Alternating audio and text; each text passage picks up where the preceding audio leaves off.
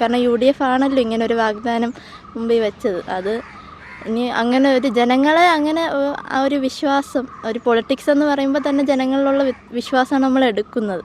So ആ ഒരു വിശ്വാസം വെച്ച് അവരെ സ്വാധീനിക്കുന്ന തരത്തിലുള്ള ഓരോ ഇതുപോലത്തെ വാഗ്ദാനങ്ങൾ നൽകുമ്പോൾ അതവർ നടത്തണം. അതാണ് അവരുടെ വിജയം. അതിൽ ഒരുപാട് സ്ത്രീകളെ ഇൻഫ്ലുവൻസ് ആക്കുന്നുണ്ട്. വാഗ്ദാനങ്ങൾ കൊണ്ട് ജനങ്ങളെ സ്വാധീനിക്കാൻ പറ്റും, പക്ഷെ അത് അധികാരത്തിൽ വന്ന ശേഷം നടപ്പിലാക്കുന്ന 10 വർഷം LDF സർക്കാർ ഭരിച്ചു. അപ്പോൾ തനിക്ക് പൊളിറ്റിക്സിനെ പറ്റി എന്തെങ്കിലും അറിവോ കാര്യങ്ങളോ ഉണ്ടോ? ആസ് എ ജെൻസിക്ക് പൊളിറ്റിക്സ് ഇപ്പോൾ എല്ലാവരുടെ ലൈഫിലും ഉണ്ടല്ലോ. അപ്പോൾ നമ്മളാണെങ്കിലും സംസാരിക്കാറുണ്ട്. ഇപ്പം നമുക്ക് ഏറ്റവും ഒരു എഡ്യൂക്കേഷൻ്റെ കാര്യമാണ് നമ്മൾ കൂടുതൽ സംസാരിക്കുന്നത്. പിണറായി വരുന്നത് താൻ യോജിക്കുന്നുണ്ടോ? യോജിക്കുന്നുണ്ടോ എന്ന് ചോദിച്ചാൽ ഭരണം മാറാൻ താല്പര്യമുണ്ട്. കാരണം ഈ ഒരു 10 വർഷത്തോളം LDFൻ്റെ ഭരണമായിരുന്നു.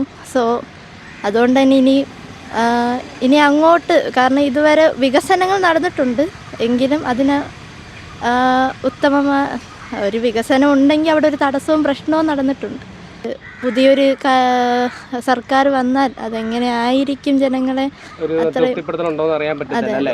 ഓക്കെ, അപ്പൊ ഞാൻ ചോദിക്കട്ടെ, സ്ത്രീകൾക്ക് സൗജന്യ യാത്ര കൊടുക്കണമെന്ന് കേട്ടായിരുന്നു, രാഹുൽ ഗാന്ധി പറഞ്ഞു കേട്ടായിരുന്നോ? നിങ്ങൾ ന്യൂസ് കണ്ടായിരുന്നോ? അപ്പൊ അതിനോട് യോജിക്കുന്നുണ്ടോ? അത് കിട്ടുമെന്ന് ഉറപ്പുണ്ടോ? അതായത് ഇങ്ങനെ അധികാരത്തിൽ വന്നു കഴിഞ്ഞാൽ നടപ്പിലാക്കുമെന്ന് നിങ്ങൾക്ക് തോന്നുന്നുണ്ടോ? ഉറപ്പുണ്ടോ എന്ന് ചോദിച്ചാൽ അറിയില്ല. കാരണം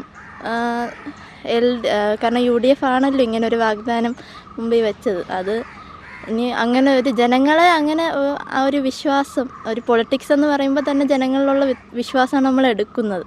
സോ ആ ഒരു വിശ്വാസം വെച്ച് അവരെ സ്വാധീനിക്കുന്ന തരത്തിലുള്ള ഓരോ ഇതുപോലത്തെ വാഗ്ദാനങ്ങൾ നൽകുമ്പോൾ അതവർ നടത്തണം.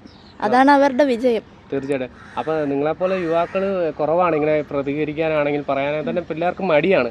അപ്പോൾ താങ്കൾക്ക് ഇങ്ങനെ പറയാനുള്ളൊരു ഗട്ട്സ് എവിടെ നിന്ന് വന്നു? അതായത് ഞാൻ പെട്ടെന്ന് ചോദിച്ചപ്പോൾ താങ്കൾക്ക് എങ്ങനെ പറയാനൊരു ഇത് കിട്ടിയത്? അല്ല, ഇപ്പം ഞാൻ എപ്പോഴും റീൽസൊക്കെ കാണുന്ന ഒരാളാണ്. സോ അതുകൊണ്ട് തന്നെ അതിലും പൊളിറ്റിക്സ് അതിലും ഉൾപ്പെടുന്നുണ്ട്. സോ നമ്മളിങ്ങനെ ഓരോ കാര്യങ്ങൾ അപ്പോഴപ്പോഴും അറിഞ്ഞുകൊണ്ടിരിക്കുകയാണ്. ഇപ്പം LDFൻ്റെ ഒക്കെ പറയുകയാണെങ്കിൽ തന്നെ ഇൻസ്റ്റയിൽ തന്നെ ഉണ്ട് ഇപ്പം ഈ വൈദ്യുതിയുടെ ഒക്കെ പ്രശ്നങ്ങൾ. ഇപ്പം തന്നെ ഈ ചൂട് കാലത്ത് തന്നെ ഇപ്പോഴും ഇങ്ങനെ പൊക്കോണ്ടിരിക്കുകയാണ്. എന്ന് പറഞ്ഞാൽ വൈദ്യുതി അത് 100% നമുക്ക് ബേസിക് ആയിട്ടുള്ളൊരു ഫാക്ടറാണ്. നമുക്കത് കിട്ടുമെന്ന് ഉറപ്പ് തന്ന ആൾക്കാരാണ് അവർ. എന്നാൽ നമുക്ക് ഏറ്റവും ആവശ്യമുള്ള സമയത്ത്, അതായത് രാത്രി, ഇപ്പോൾ കുഞ്ഞുങ്ങളും വയസ്സായവരും ഒരുപാട് പേരിപ്പം ഞാനാണെങ്കിൽ പോലും ഈ ചൂടത്ത് നമ്മൾ ഒരുപാട് കഷ്ടപ്പെടുന്നുണ്ട്. അപ്പോൾ നമ്മളൊന്ന് ഉറങ്ങാൻ കിട്ടുന്ന സമയം കറണ്ടും ഇല്ലാതെ നമ്മളവിടെ കിടക്കുമ്പോൾ ഒരു ബുദ്ധിമുട്ട്. നമ്മളൊരു സാധാരണ മനുഷ്യൻ, നമുക്കൊരു സാധാരണ ബേസിക് ഫാക്ടേഴ്സ് നമുക്ക് നമ്മുടെ ജീവിതത്തിൽ വേണം. തീർച്ചയായിട്ടും പറ്റുമോ? കാരണം അവർ ചെയ്തു തരുമോ? നിർബന്ധമാണോ? അങ്ങനെ ഒരു വാഗ്ദാനം UDF സർക്കാരിൻ്റെ കയ്യിൽ നിന്നാണ് നമുക്ക് കിട്ടുന്നത്. അതിൽ ഒരുപാട് സ്ത്രീകളെ ഇൻഫ്ലുവൻസ് ആക്കുന്നുണ്ട്.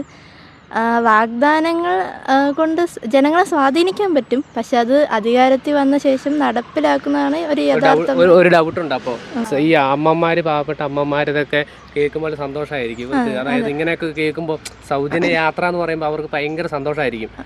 അപ്പൊ നമ്മുടെ അമ്മയാണെങ്കിൽ അവർക്കൊക്കെ സന്തോഷമില്ല, എവിടെ യാത്ര പോകണമെങ്കിൽ സുഖമായിട്ട് കയറി പോകാനും. വയസ്സായവരാണെങ്കിലും ഓക്കെ, അപ്പൊ ഇത് നടന്നില്ലെങ്കിൽ അവസ്ഥ ഒന്ന് ആലോചിച്ച് നോക്കി. അപ്പൊ അതിനെപ്പറ്റി എന്നായിരിക്കും അവസ്ഥ? അത് ഉറപ്പായിട്ടും അത് ആ ഒരു വാഗ്ദാനം അവർക്കത് നടപ്പിലാക്കാൻ പറ്റിയില്ലെങ്കിൽ അത് അവരുടെ തന്നെ ഒരു തോൽവി തന്നെയാണ്. അത് അതായത് അവരെ മൊത്തത്തിൽ ബാധിക്കും. പിന്നെ UDF എന്ന് പറഞ്ഞൊരു പ്രസ്താവന പൂട്ടിക്കെട്ടേണ്ടി വരും അല്ലേ? സത്യമായിട്ടും. പിന്നെ എല്ലാവരും ആഗ്രഹിക്കുന്നത്, എസ്പെഷ്യലി സ്ത്രീകൾ ആഗ്രഹിക്കുന്നതും LDF ഭരണം തന്നെ ആയിരിക്കും. ഒരുപാട് വാഗ്ദാനങ്ങൾ ഓരോ ഭാഗത്തു നിന്ന് തന്നിട്ടുണ്ട്. ഈ ഒരു വാഗ്ദാനം UDF സർക്കാരാണ് തന്നത്. അത് ഒരുപാട് പേര് ഇൻഫ്ലുവൻസ് ആക്കുന്ന ഒരു വാഗ്ദാനം. അതുകൊണ്ട് തന്നെ അത് നടപ്പിലാക്കേണ്ടത് അവരുടെ ഉത്തരവാദിത്വമാണ്. അതാക്കിയില്ലെങ്കിൽ അത് എത്രത്തോളം അവരെ ബാധിക്കുമെന്ന് അതവർക്ക് കണ്ടറിയാം. കാരണം ഇത്രയും സ്ത്രീകൾ അതിനെ ഒരു ഇതാക്കി എടുത്തിട്ടുണ്ട്. അവർക്ക് കിട്ടുന്ന ഒരു ഇതാണ്, ഒരു ഓപ്പർച്യൂണിറ്റിയാണ് ഇതുപോലെ സൗജന്യമായി യാത്ര ചെയ്യുക. ഇപ്പോൾ യങ്സ്റ്റേഴ്സ് ആണെങ്കിൽ പോട്ടെ, ഇപ്പോൾ അമ്മമാരാണെങ്കിലും കുറച്ചുകൂടെ വയസ്സായി അവർക്കൊന്ന് ഇപ്പോൾ പെൻഷൻ വാങ്ങാൻ പോകുന്നെങ്കിൽ തന്നെ അവർക്ക് ഇതൊക്കെ ഒരു വലിയ ഒരു ഓപ്പർച്യൂണിറ്റിയാണ്. അതുകൊണ്ട് തന്നെ അവരതിൽ ഒരു വിശ്വാസം അർപ്പിക്കുന്നുണ്ട്. സോ അതിന് അപേക്ഷിച്ച് തന്നെ അവർ അതുകൊണ്ട് തന്നെ മുമ്പോട്ട് പോകണം. ഒരുപാട് വാഗ്ദാനങ്ങൾ നൽകിയിട്ടുണ്ട്. താൻ പറഞ്ഞെന്ന് വെച്ച് കഴിഞ്ഞാൽ വേറെ ഒന്നുമല്ല, ഇങ്ങനെ പറച്ചിൽ പറഞ്ഞിട്ട് കാര്യമല്ലല്ലേ, പ്രവർത്തിച്ച് കാണിക്കണം. അപ്പോൾ റിസൾട്ട് ഉണ്ടാക്കി കൊടുക്കുക, അതാണ് വേണ്ടതല്ലേ. അപ്പോൾ അങ്ങനെ ആവട്ടെ എന്ന് നമുക്ക് അല്ലേ, നല്ല കാര്യം. കാരണം ഇങ്ങനെ ഒരു സംഭവം കേന്ദ്രീകരിച്ച് അവർ കൊണ്ടുവരുവാണെങ്കിൽ നല്ല കാര്യം നമ്മൾ പറയും. നമ്മൾക്ക് തന്നെയെന്ന് വെച്ച് കഴിഞ്ഞാൽ പിന്നെ നല്ല വികസനം ഉണ്ടാവുക, ജനങ്ങളെ കാത്തു പരിപാലിക്കുക, അത്രേ ഉള്ളൂ. അല്ലാണ്ട് ഇപ്പോൾ നമ്മൾ നെഗറ്റീവ്സ് ആയിട്ട് ഇന്ന പാർട്ടി കയറണമെന്നോ ഇന്ന ആൾക്കാർ വേണമെന്നൊന്നും നിർബന്ധമില്ലല്ലോ. അങ്ങനെയല്ലേ താൻ പറഞ്ഞു തന്നെ. പ്രത്യേകിച്ച് ഇപ്പോഴത്തെ ഒരു ആൾക്കാർ ആരും അങ്ങനെ ഇന്ന പാർട്ടി തന്നെ, അതിപ്പോൾ തോറ്റാലും ജയിച്ചാലും ഇന്ന പാർട്ടി തന്നെ എന്നൊന്നുമില്ല. നമുക്ക് കിട്ടേണ്ട ആ ഒരു വികസനത്തിനൊത്ത ഒരാൾ നമുക്ക് വരണം. ആ ഒരു സർക്കാർ നമ്മുടെ ഭരിക്കണം ഈ കേരളമാണ് ഏറ്റവും കുറച്ചെങ്കിലും ഒരു സുരക്ഷിതമായ നാട്. ബാക്കിയുള്ള നോർത്ത് ഇന്ത്യയൊക്കെ നമുക്ക് അറിയാമല്ലോ എത്രത്തോളം. തീർച്ചയായിട്ടും ഒരു അവിടുത്തെ ആൾക്കാർ പോലും പറയുന്നുണ്ട്. ഇപ്പോൾ അവിടെ നിന്ന് ഒരു റീൽ ഉണ്ടെങ്കിൽ അവിടെ ഒരു മലയാളി ഒരു കമൻറ്റ് കാണും, കേരളമാണ് സത്യം പറഞ്ഞ. അതുകൊണ്ട് തന്നെ നമ്മൾ ആഗ്രഹിക്കും, നമുക്ക് ഓരോരുത്തർക്കും ആ ഒരു സ്വാതന്ത്ര്യമുണ്ട്. അതുകൊണ്ട് തന്നെ നമ്മൾ ആ ഒരു വികസനത്തിനൊത്ത ഒരു വ്യക്തിയെ തന്നെയാണ് ആഗ്രഹിക്കുന്നത്. ഒരിക്കലും നമ്മൾ പാർട്ടി നോക്കിയോ, പ്രത്യേകിച്ച് ഇപ്പോഴത്തെ ആൾക്കാർ പണ്ടത്തെ പോലെ ഒന്നുമല്ല. പക്ഷെ എല്ലാരും ഒരു എന്നാ പറയണ ജനങ്ങൾ എന്ന് പറഞ്ഞു ഇപ്പോ എന്ന് പറഞ്ഞാൽ ഒരു എന്നെ ചിന്തിച്ചു തുടങ്ങി.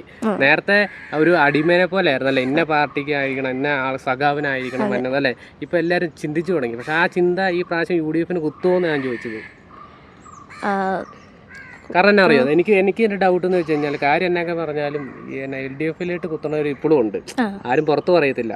നമുക്കൊന്നും പറയാൻ പറ്റുമോ? വോട്ട് ചെയ്യുന്ന ആരെങ്കിലും ഒന്നും പറയോ? പുറത്ത് പറയോ?